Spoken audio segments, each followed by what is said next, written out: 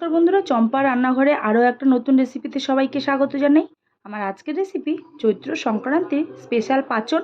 তো চলো আর দেরি না করে দেখতে থাকো এই পাঁচনের রেসিপিটা আমি কিভাবে তৈরি করছি। আশা করছি ভালো লাগবে।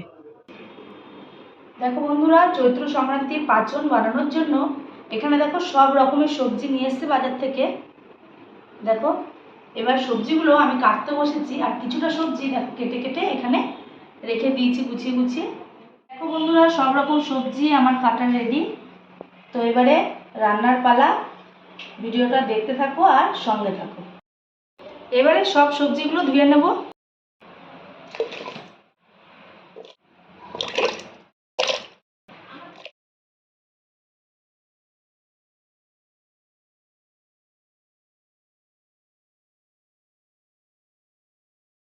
পাঁচন রান্না করার জন্য আমার এখানে সবজি লাগছে, সবজিটা তো তোমরা আগেই দেখেছো। আর এখানে নিয়েছি মুগ ডাল। মুগ ডালটা আমি একটু ভিজিয়ে রেখেছি। আর এখানে নিয়েছি মটর ডাল। মটর ডালটা আমি একটু গরম জলে ভিজিয়ে রেখেছি। আর এখানে আছে একটা ভাজা মশলা, এখানে আছে শুকনো লঙ্কা, জিরে আর তেজপাতা আমি শুকনো খোলায় ভেজে একটু গুঁড়ো করে নিয়েছি।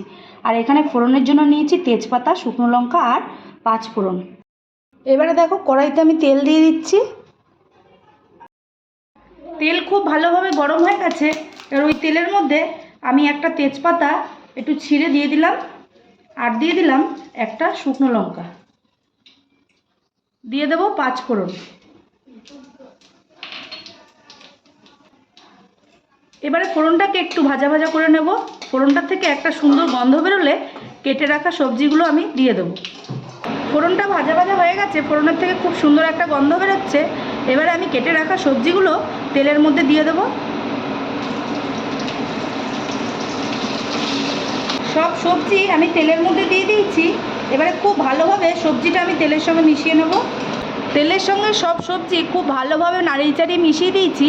যেহেতু দেখো অনেকটা সবজি, তাই জন্য এটাকে আমি কিছুক্ষণের জন্য ঢেকে রাখবো। সবজিটা একটু মজে গেলে তারপর আমি নুন হলুদ দেব।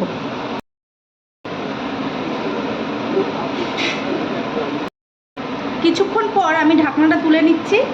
দেখো সবজির থেকে অনেকটা জল বেরিয়েছে, আর সবজিটা কিন্তু অনেকটাই দেখো নরম হয়ে এসছে।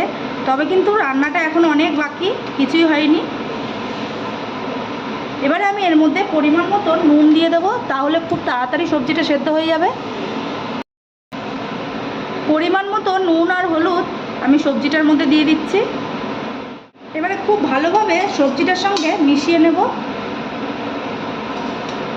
খুব ভালোভাবে ওপর নিচ করে সবজিটাকে মিশিয়ে দিতে হবে। এই সময় আমি দিয়ে রাখবো আগের থেকে যে গরম জলে আমি ভিজিয়ে রেখেছিলাম মটর ডালটা, সেই মটর ডালটা দিয়ে দেবো। এতে কি হবে, সবজির সঙ্গে মটর ডালটাও খুব ভালোভাবে সেদ্ধ হয়ে যাবে। ডালটা দিয়েও খুব ভালোভাবে নাড়িয়ে চাড়িয়ে মিশিয়ে এটা আমি কিছুক্ষণের জন্য ঢেকে রাখবো।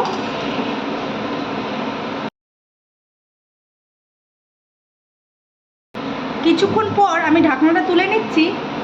দেখো সবজিটা কিন্তু অনেকটাই সেদ্ধ হয়ে গেছে। এর মধ্যে আমি দিয়ে দেবো গ্রেট করে রাখা আদা আর কাঁচা লঙ্কা।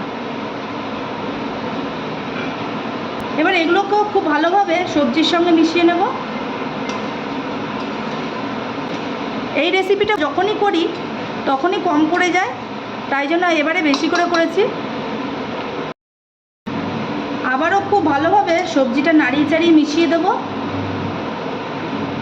দেখো কি সুন্দর লাগছে দেখতে, খেতে কিন্তু খুবই ভালো হয়।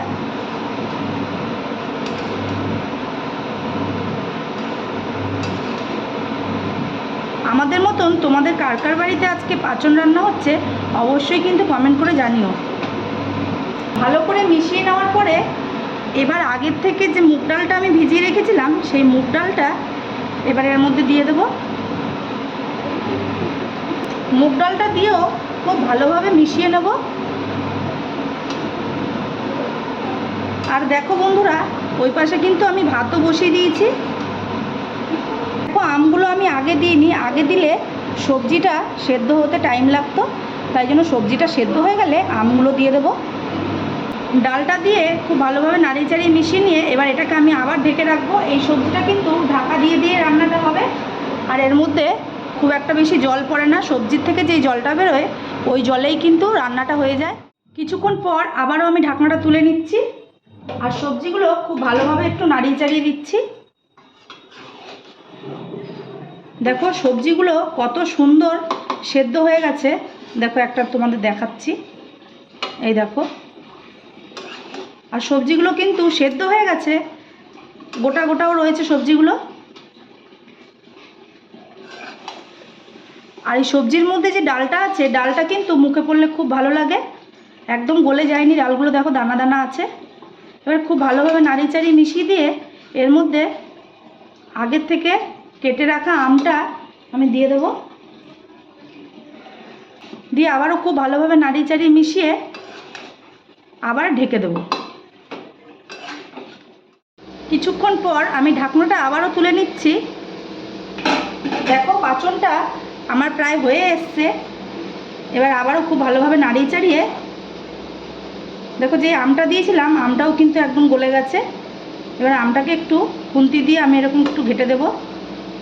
এতে কি হবে, পাঁচনের মধ্যে একটা টকটক ভাব আসবে আর খেতে খুব ভালো লাগবে।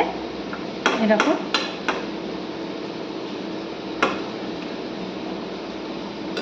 এবারে খুব ভালোভাবে মিশিয়ে দেবো। খুব ভালোভাবে মেশানো হয়ে গেছে। এবারে আমি এর মধ্যে দিয়ে দেবো পরিমাণ মতো চিনি। চিনিটা দিয়েও খুব ভালোভাবে মিশিয়ে নেব। চিনিটা দিয়ে খুব ভালোভাবে নাড়িয়ে চাড়িয়ে মিশিয়ে নিচ্ছি। চিনিটা দিয়ে খুব ভালোভাবে নাড়িয়ে চাড়িয়ে মিশিয়ে নিয়েছি। এবারে আমি এর মধ্যে যে মশলাটা দেবো, দেখো আগের থেকে আমি মশলাটা রেডি করে রেখেছিলাম, ভাজা মশলা গুঁড়ো করে নিয়েছিলাম। এবার এটা আমি দিয়ে দেবো। এতে কিন্তু এই তরকারির স্বাদটা খুব বেড়ে যায়। ভাজা মশলাটা দিয়ে খুব ভালোভাবে নাড়িয়ে চাড়িয়ে মিশিয়ে নিলেই তৈরি হয়ে যাবে চৈত্র সংক্রান্তির স্পেশাল পাঁচন। এবারে এটাকে আমি নামিয়ে নেব।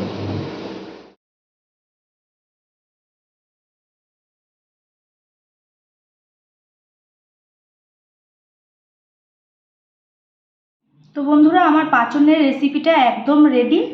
ভিডিওটা তোমাদের কাছে কেমন লাগলো? যদি ভালো লেগে থাকে লাইক কমেন্ট শেয়ার করবে। আর আমার চ্যানেলে নতুন বন্ধু হয়ে থাকলে অবশ্যই চ্যানেলটিকে সাবস্ক্রাইব করে আমার পাশে থাকবে। আর আজকে তোমাদের কার কার বাড়িতে এরকম পাঁচন রান্না হচ্ছে অবশ্যই কিন্তু কমেন্ট করে জানাবে। আজকের মতন এটুকুই, দেখা হচ্ছে অন্য কোনো দিন অন্য কোনো রেসিপির সঙ্গে। ধন্যবাদ।